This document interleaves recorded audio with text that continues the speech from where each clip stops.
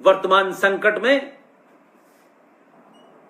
उनका सबका एक ही ध्येय है कि सत्ता के शीर्ष पे जो राष्ट्रवादी बैठे हुए हैं वो कमजोर हो, और उस कमजोर करने के लिए वो विदेशियों के साथ हाथ मिलाने को तैयार हैं। ऐसे में फौज का मनोबल जरा सोचिए कि जो संसद में बैठे हुए हैं उन्होंने समझौता कर रखा है, उन्होंने रिश्वत ले रखी है, उन्होंने फिरौती ले रखी है कि हम भारत राष्ट्र को अंदर से कमजोर नहीं होने देंगे। और जो भारत के अंदर अगर कोई सरकार आ भी जाए और अगर उसने चाइना को कमजोर करने की कोशिश की तो हम अंदर से देश के अंदर ऐसे माहौल बना देंगे कि भारत की सरकार झुक जाए। लेकिन ऐसे लोगों को आज बेनकाब कर दिया है आप लोगों ने। इसीलिए मैंने कहा कि आपकी भूमिका बहुत बड़ी है। थोड़ा सा संयम के साथ, थोड़ा इस चकाचौंध से हट करके काम करने की जरूरत है। आज जब हम ये पूरी देश में मुहिम चला रहे हैं, मैं नहीं समझता कि पिछले 3 साल में जिस भी एयरपोर्ट पर पे चाहे वो सीआरपीएफ का आदमी लगा हो, कुछ एयरपोर्ट बहुत सेंसेशनल है, सेंसिटिव है, वहां जो फौजी खड़ा होता है वो सम्मान का भाव उसके मन में होता है कि लगता है कि ये जो देश में एक वैचारिक क्रांति चल रही है, गद्दारों के खिलाफ ये देश एकजुट हो रहा है। उस फौजी को आज के इस डिजिटल मीडिया के माध्यम से पता है कि कौन क्या कर रहा है। मुझे कुछ पता नहीं होता कि कौन सा फौजी मुझे जानता है या क्यों जानता है। जो उसके मन का जो भाव होता है, जिस तरीके से वो सलूट करता है एयरपोर्ट्स के ऊपर, तो तब लगता है कि आपकी बात को लोग सुन रहे हैं, समझ रहे हैं। वो भी देश के अंदर होने वाले बदलाव में अपनी भूमिका देखता है। उसको कुछ नहीं चाहिए। वो अपने पेंशन के लिए जंतर मंतर पर धरना नहीं देगा। आप सैलरी देंगे, उसके लिए वो देश में तोड़फोड़ नहीं करेगा, बसें नहीं जलाएगा, रेल की पटरी नहीं उखाड़ेगा। वो तो इतना अनुशासित है कि सब कुछ सहन करने के बाद अपने आप से भी उस दुख को शेयर नहीं करेगा। लेकिन मेरी और आपकी जिम्मेदारी है कि उसके दुख को समझ करके सार्वजनिक किया जाए, ताकि सामूहिक तौर पे सत्ता में बैठे हुए लोगों तक उनकी बात जाए। फौजी किसी नियम कानून से बंधा है, इसलिए वो हमारी और आपकी तरीके से अपने विचारों को प्रकट नहीं कर सकता, अपनी वेदना को प्रकट नहीं कर सकता। और अगर वो प्रकट नहीं कर रहा है तो क्या राष्ट्रवादियों की, क्या इस भारत राष्ट्र में रहने वाले सनातनियों की जिम्मेदारी नहीं है कि उनके मन की बात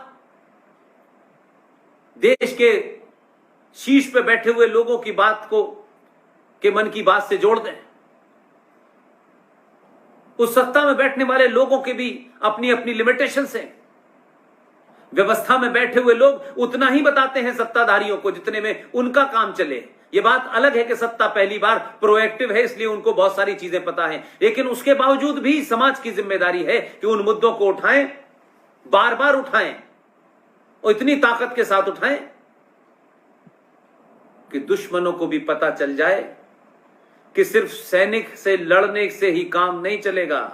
देश के अंदर घुसने के बाद एक एक राष्ट्रवादी सनातनी से लड़ना पड़ेगा। बहुत सारे सवाल हो सकते हैं, बहुत सारी चीजें हैं, लेकिन आपने, भावना शर्मा जी ने, उनके साथियों ने आज ये मुझे मौका दिया। मैं समझता हूं कि ये एक ऐसा सब्जेक्ट था जिस पे मैं बहुत देर तक ये सोचता रहा कि मुझे क्या कहना चाहिए, क्या नहीं कहना चाहिए। लेकिन मैं बार बार, चाहे ये विषय हो या दूसरे विषय हो, बार बार मैं राष्ट्र को बचाने की बात करता हूं और राष्ट्रवादियों से एक ही बात कहता हूं, सब काम सरकार नहीं कर सकती, सब काम सरकार के भरोसे नहीं छोड़ा जा सकता। जब समाज मजबूत होता है तो राष्ट्र मजबूत होता है, और जब राष्ट्र मजबूत होता है तो राष्ट्र पे बैठने वाली सरकारें राष्ट्र को बचाने वाली ताकतों में, चाहे वो सेना हो, चाहे वो व्यवस्था के अंदर अलग अलग काम करने वाले लोग हों, वो उनका ख्याल रखती हैं। इसलिए मैं ये नहीं मानता कि सरकारें के आने जाने से चीजें नहीं बदलती। मैंने यही कहा कि सिर्फ राज और राष्ट्र में फर्क करेंगे तो आपको लगेगा कि राष्ट्र स्थायी है, राज टेम्परेरी है। अगर राष्ट्र जाग गया तो राज्य की सत्ता पर हमेशा वो ताकतें बैठेंगी जो सैनिक की भी चिंता करेंगी, जो समाज की भी चिंता करेंगी, जो सनातन की भी चिंता करेंगी, जो संस्कृति की भी चिंता करेंगी, जो सरोकारों की भी चिंता करेंगी। वही लोग बिठाने हैं, बार बार बिठाना है और बार बार उन्हें बार इसका एहसास कराना है। लिहाजा एक बार फिर इस संगठन का, हमारा देश, हमारे जवान, इसके संगठन की कर्ता धर्ता मैडम भावना शर्मा,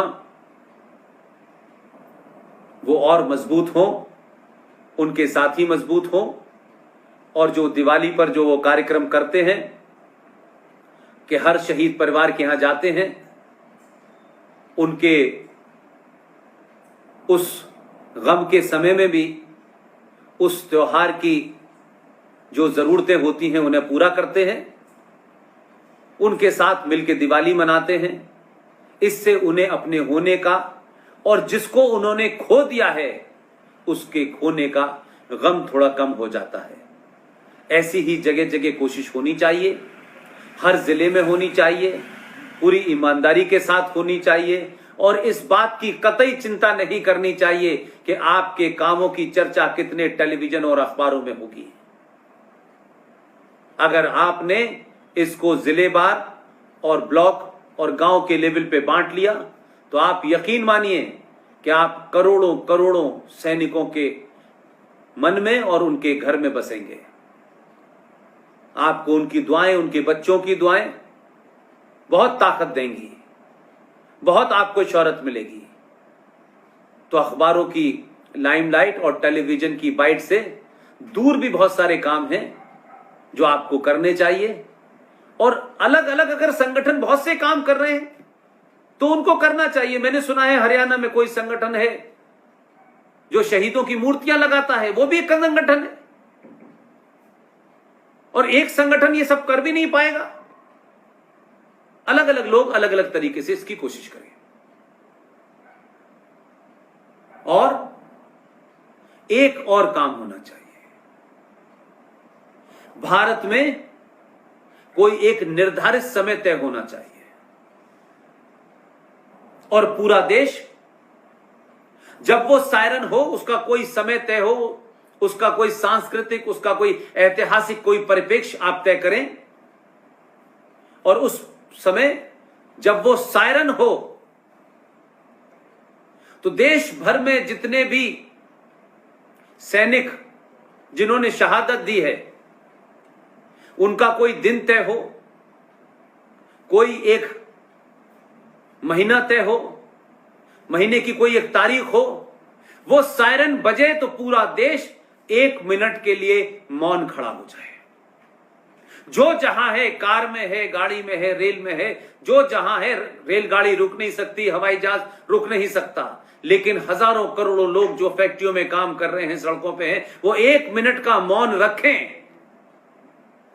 इससे इस देश के समाज की सामूहिक संवेदनाओं का प्रकटीकरण होगा, और ये भावना जब सरहद पर खड़े हुए फौजी को पता चलेगा कि उसके याद में, उसके सम्मान में ये देश 1 मिनट के लिए रुकता है, उसका जोश, उसका बलबला बहुत ज्यादा बढ़ जाएगा, जिसकी उसे जरूरत है।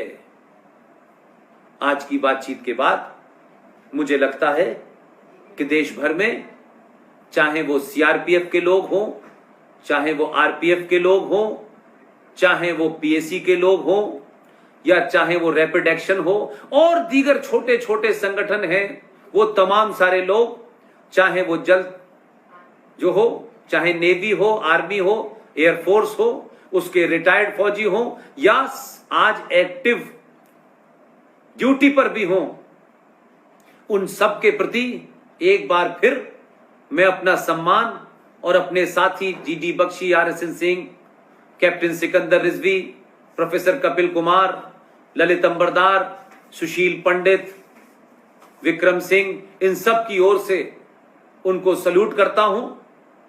और उन्होंने जो देश के लिए किया है या वो देश के लिए कर रहे हैं, वो किसी से कम नहीं है, बल्कि उसकी कोई मुकाबला कर नहीं सकता है। और हम अगर अपनी जिम्मेदारी में कुछ कोताही कर रहे हैं, हम अपनी जिम्मेदारी में कुछ कमी कर रहे हैं, तो हम इसके लिए क्षमा चाहते हैं। लेकिन जब बोध हो गया है, जब ये देश जाग गया है, जब इस देश के अंदर एक संवेदना पैदा हो गई है, तो मैं समझता हूं कि जो कमी हमसे हुई है वो पूरी होगी और हजारों संगठन देश में बनेंगे, हजारों पुरुषार्थी इस देश में आएंगे, आगे युवा आएंगे जो उस घर की चिंताओं को ध्यान में रखेंगे। जो फौजी अपना घर छोड़ के गया है इस देश के भरोसे जाता है, तो उसका मतलब समाज होता है। अपनी अपनी जिम्मेदारी देख लें, गांव गांव में देख लें, हो सकता है किसी परिवार में कोई पुरुष ना हो, उसमें बाहर से सामान ले जाने लाने वाला ना कोई हो, शहर का गांव का एक लड़का तय कर ले कि मैं इसमें महीने का राशन लेके आऊंगा और घर में रख के आऊंगा। ये छोटी छोटी भावनाएं हैं, ये छोटे छोटे काम हैं जिससे आप उनका हौसला बढ़ा सकते हैं। आप सबने मुझे सुना, मुझे मौका दिया। एक बार फिर ये जो संगठन है, हमारा देश, हमारे जवान, इनका धन्यवाद, बहुत बहुत शुक्रिया। Thank you very much. नमस्कार।